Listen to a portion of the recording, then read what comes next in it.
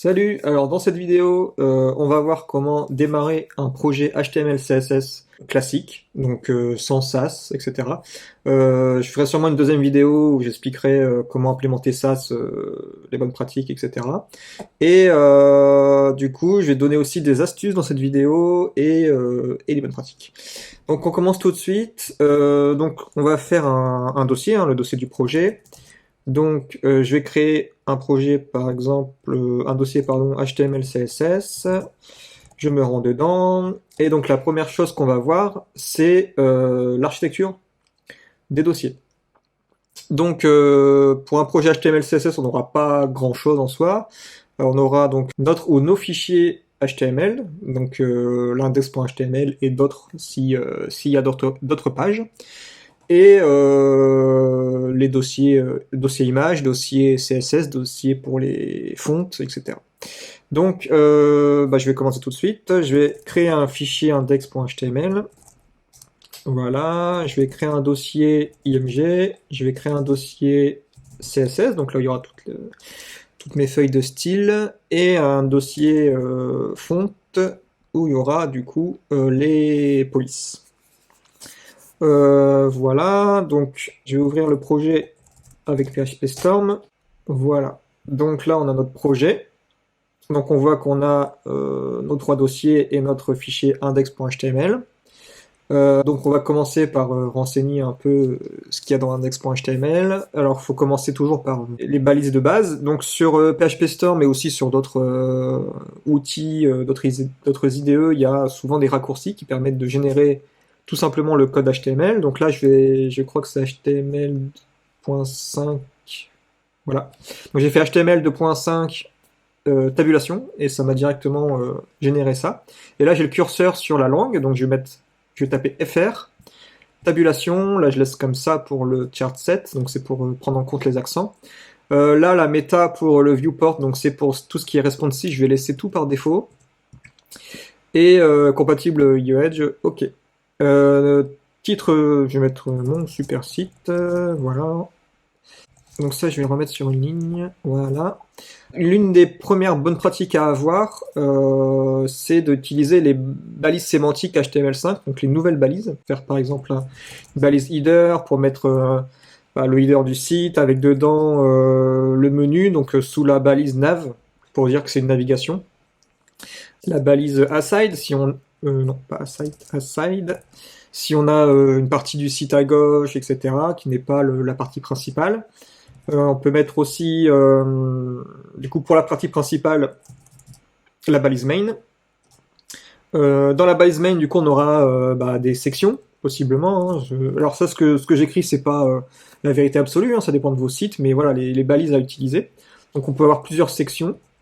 Dans chaque section, on peut avoir par exemple des articles, avec dans l'article un header, dans l'article une figure. Alors figure, c'est les images en fait, mais ça se compose d'une balise image et d'une balise fig caption, qui est en fait le petit texte en bas de l'image qui explique, enfin voilà, une sorte de légende.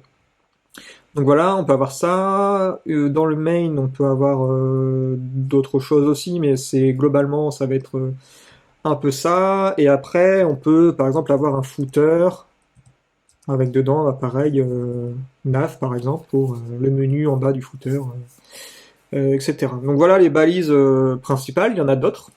Il en existe d'autres. Je vous conseille d'aller voir sur Google, de taper HTML5 sémantique markup, et vous allez avoir une liste complète et des bonnes pratiques aussi de ces balises-là. Donc j'en donne une parce que je l'ai utilisée là, c'est la balise main.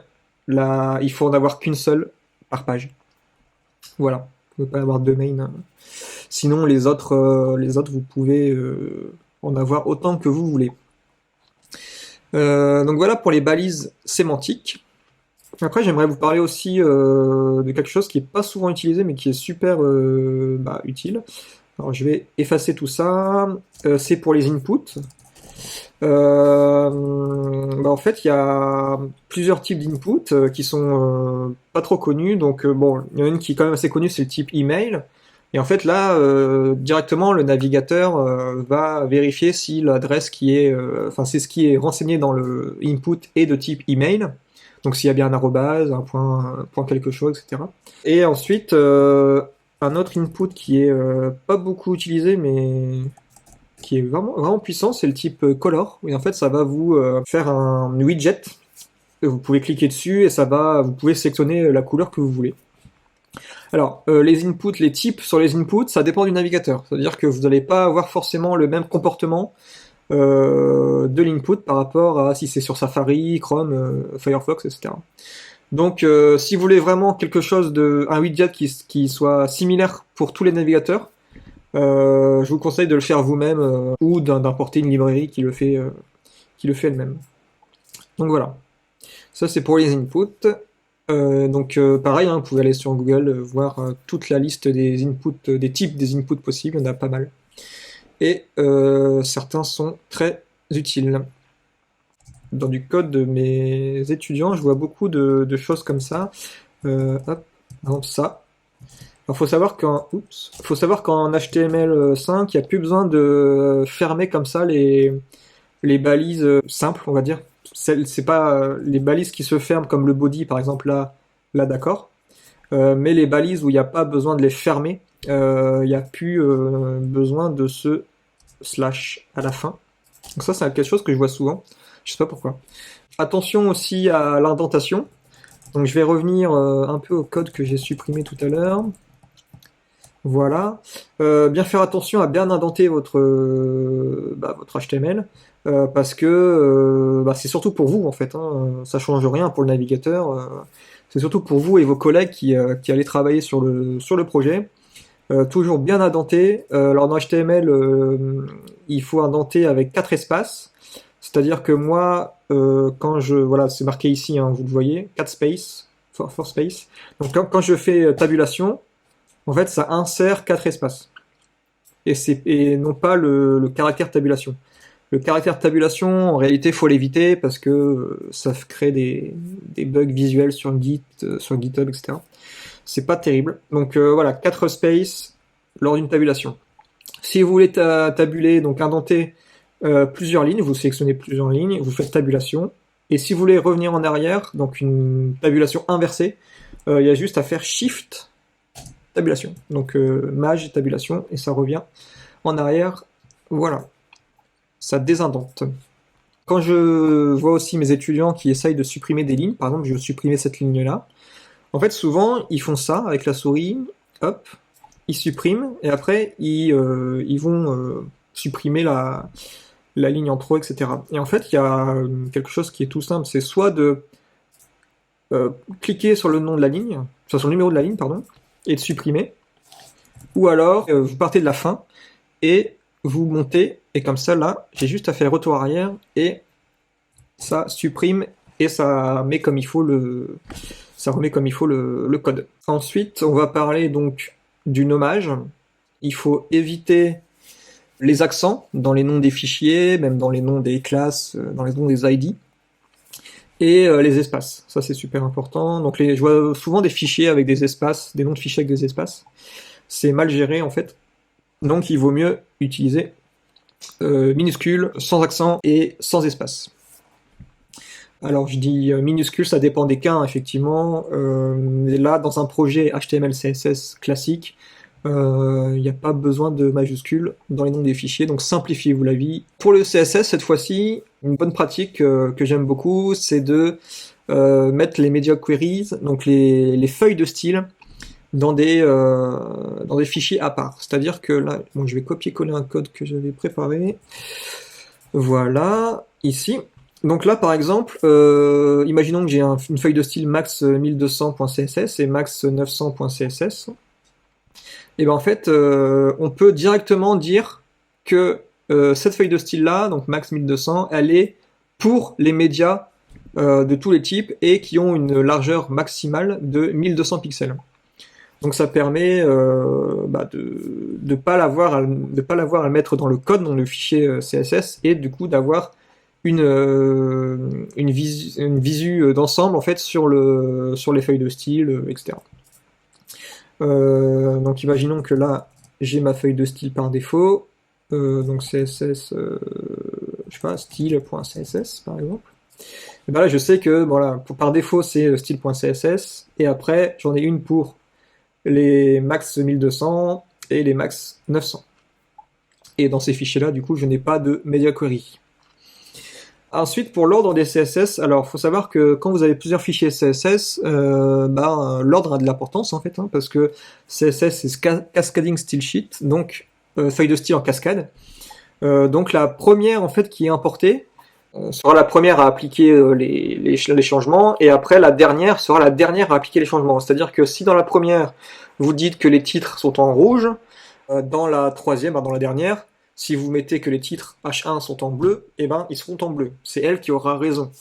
C'est pour ça que les feuilles de style relatives aux media queries, donc relatives aux responsives, faut les mettre en dernier, parce qu'elles appliquent le style après. Sinon, elles vont être écrasées par, par la feuille de style de base, et ça n'aura pas d'intérêt du coup. Alors, quelque chose aussi assez important, c'est le mobile first. Vous avez peut-être déjà entendu parler de mobile first. En fait, le mobile first, c'est surtout un état d'esprit, et un peu, ça se ressent un peu dans le code aussi. Alors, mobile first, donc c'est faire du mobile d'abord. Donc penser mobile en fait d'abord. Donc vous allez faire vos maquettes sur mobile, etc. Et après vous allez décliner ça sur desktop. Donc comment ça se traduit dans le code? En fait, simplement, vous voyez là par exemple que là je ne suis pas en mobile first, parce qu'en fait ma feuille de style par défaut c'est une feuille de style pour les desktop, donc 1920, enfin Full HD, etc. et plus. Et après j'ai une feuille de style pour les tablettes en gros, et j'ai une feuille de style pour les téléphones. Et en fait là, il faut penser inverse.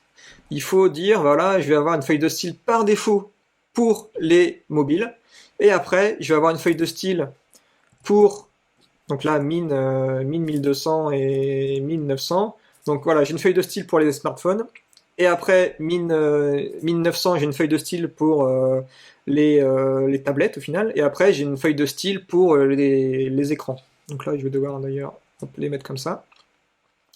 Et évidemment, là aussi, hein, min, voilà.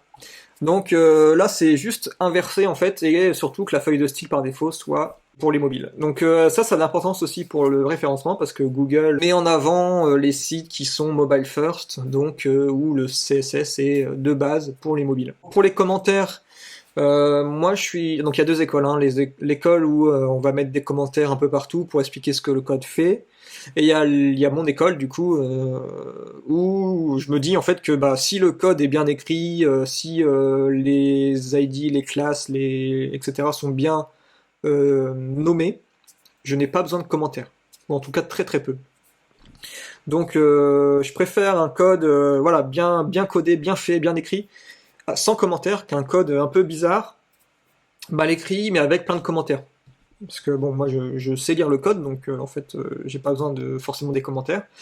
Personnellement, je mets des commentaires quand je fais des choses un peu plus complexes. Par exemple, j'ai une regex en fait, donc c'est un langage assez spécifique. C'est assez complexe en fait, c'est rare de pouvoir lire le regex facilement. Du coup, quand je fais une regex, en fait, je mets en commentaire ce qu'elle fait en fait, au final. Voilà, à part ça, c'est rare que je mette des commentaires.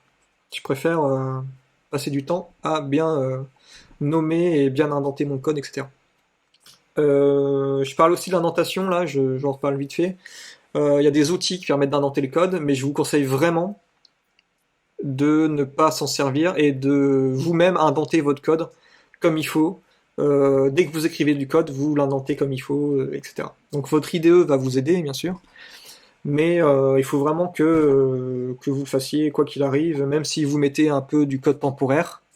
C'est utile de le faire, parce qu'en fait, même si c'est un code temporaire, si vous testez quelque chose, et ben au final, vu que vous avez mal indenté, vous avez pu oublier de fermer une balise, et vous l'avez pas vu du coup, c'est mal indenté, et au final, votre test peut être nul au lieu de fonctionner, en fait, tout simplement. Au niveau des erreurs communes, ce que je vois souvent chez mes étudiants, c'est que l'ordre des feuilles de style n'est pas cohérente et du coup il y a des instructions en fait qui effacent d'autres instructions non sollicitées. Je vois aussi souvent une seule feuille de style CSS, pardon. Ça, c'est pas trop recommandé. Enfin, ça dépend, hein. Si votre site est petit, ok. Mais pour un site classique, vaut mieux avoir une feuille de style par media query. J'insiste dessus parce que c'est vraiment plus propre et voilà, ça permet d'avoir une visu globale. On sait qu'il y a un problème sur tablette, par exemple, on va directement dans la feuille de style des tablettes. C'est quand même plus sympa. Erreur commune aussi, c'est de ne pas prendre en charge les grandes résolutions.